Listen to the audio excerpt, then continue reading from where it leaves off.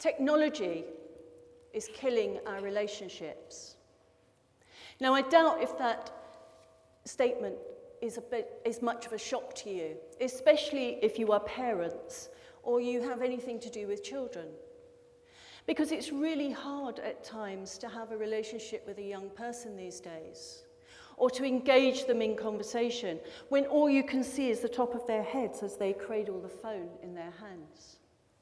But what I want to talk to you about today is how technology is killing our adult relationships.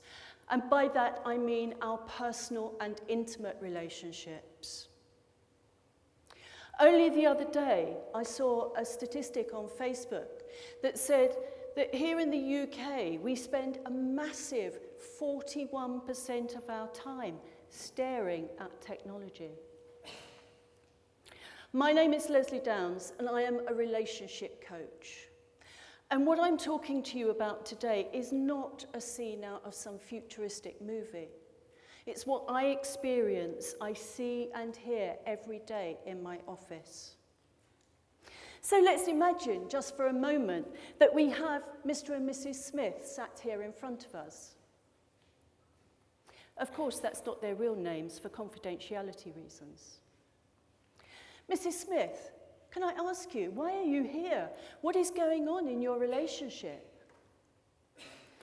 Well, we just don't talk to each other. I mean, we both work hard and we work long hours, and when we finish work, one of us has to pick the children up from the childminder, the other one cooks the dinner, and then there's the washing and the homework to do for the next day, and then when we finally get the children to bed and we sit down, our time, we sit at opposite ends of the sofa. I mean, he sits up there. And all I can see is his hunched up shoulders and his fingers tapping the keys on his phone. I don't know who he's talking to. I don't know who he's texting or what he's looking at on Facebook or what he's posting on Instagram. I don't know. But I do know that he's very distant these days. Well, thank you for sharing that with us, Mrs. Smith. Mr. Smith, can I ask you, how do you see the relationship? Well, it's like she said. When we finally get the children to bed and we sit down, we sit at opposite ends of the sofa. She's up there, her laptop on her knee. Every night, 10 o'clock, she's still sending emails for work. That's not right, is it? We shouldn't be sending emails for work at 10 o'clock at night. That's if she is sending emails for work. How do I know? She could be emailing anybody. I don't know what's going on. I wonder if this is resonating with any of you. If any of you can see yourself in this scene, sitting there with your partner at opposite ends of the sofa. What we can see from Mr. and Mrs. Smith is that the impact of technology is firing off all kinds of thoughts in their brain, which result in suspicion and resentment. That little voice in your head, do you hear that voice? That voice that says, what are they really doing? Who are they really texting? So how can we improve our relationships? How can we increase our sense of coupledom? And by coupledom, I mean a close, intimate relationship, a relationship where we care about what the other person thinks or says, a relationship where we console each other in times of distress and celebrate each other's successes, a relationship where we can see a vision for our future together. Well, what I'm going to talk to you about today is what I believe are the 3 essential ingredients of coupledom. The 3 C's: connection, communication, and clear intention. Now, connection is really important to us humans because it's one of our 6 basic needs. And connection and intimacy go hand in hand in coupledom. Without connection, we are like ships that pass in the night, and couples drift further and further apart. So what I like to do with couples is to ask them questions about how they met. What was their first date like? What attracted them to each other? And then I sit back and watch the sparks of connection reignite as they laugh and smile, sometimes for the first time in a long while, as they remember how it was when they first met. And when I talk about what attracted you, I don't accept the answer, oh, she was the prettiest girl in the room. What really attracted you? Only the other day, I had a guy who said, it was her neck. Yeah, her neck. And his wife sat there in absolute shock. She'd never heard that in 20 years. She hadn't known what he'd liked. So connection is really important. I also suggest that couples take half an hour a day together, technology-free. Put the laptops and the tablets and the phones aside and just talk to each other. My second essential ingredient of coupledom is communication. And in this instance, by communication, I mean being able to express the needs, your own needs to your partner. And also listening.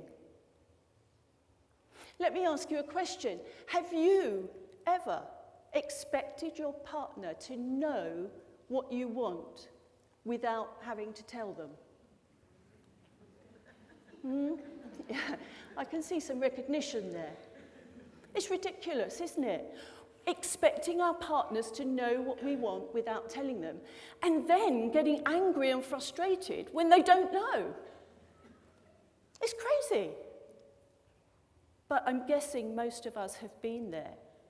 It took me 35 years to be able to tell my husband that what I really wanted when I was feeling upset was a hug, just to be held, to feel safe. So can you imagine for 35 years what it felt like when I thought that he knew that and was purposefully withholding it from me?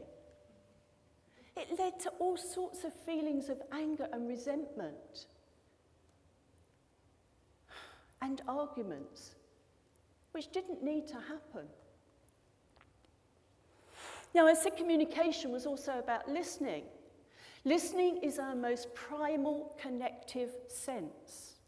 We start listening as babies in the womb to our mother's voices.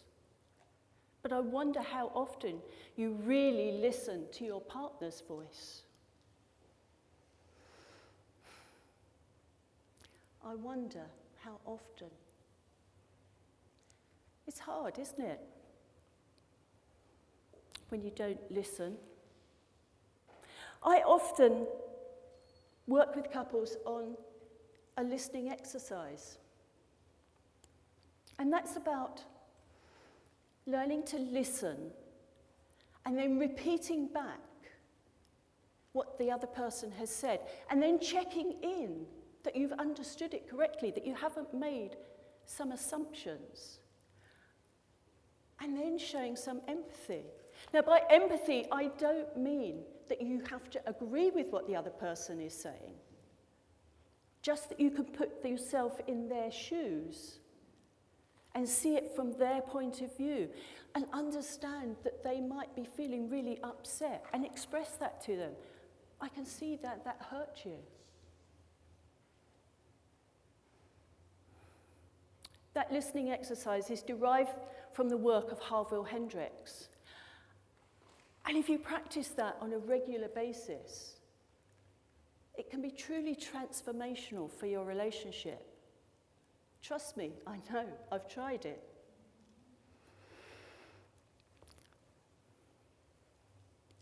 And if we can open up the lines of communication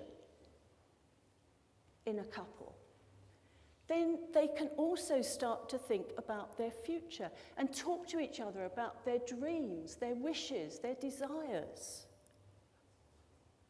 You see, most couples who come into my office talk about the things that they don't want. I don't want to keep arguing.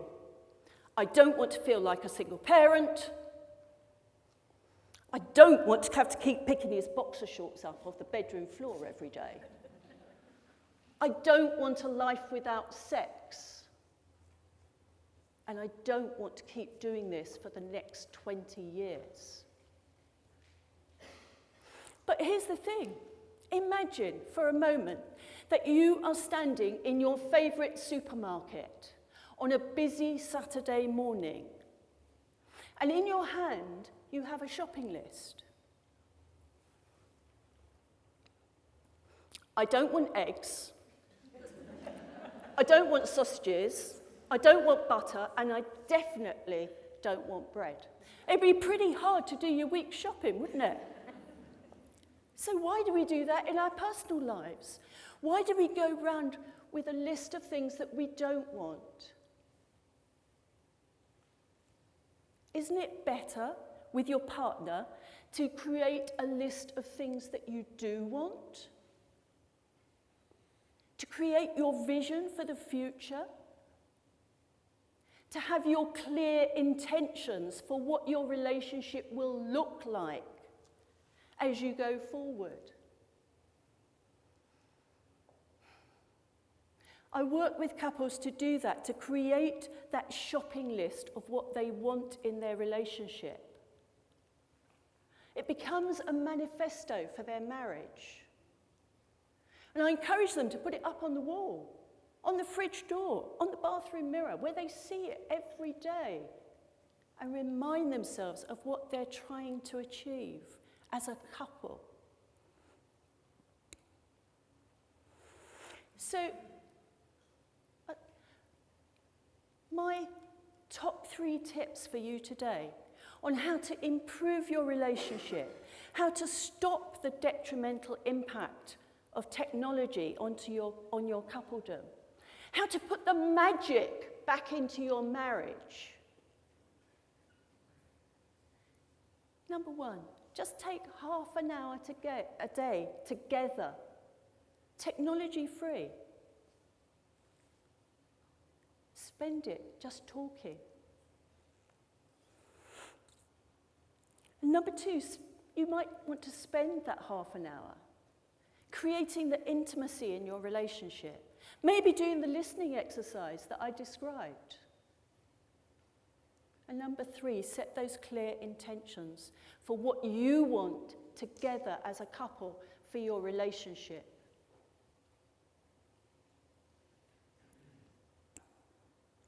Now, I'd like to thank those of you today who have listened wholeheartedly to me without checking your phone, flicking through Facebook, replying to an email or responding to a text, because I really do appreciate your attention. You can do it. And finally, if you have a partner, surprise them tonight when you go home. Sit on the sofa next to them. Give them a big hug.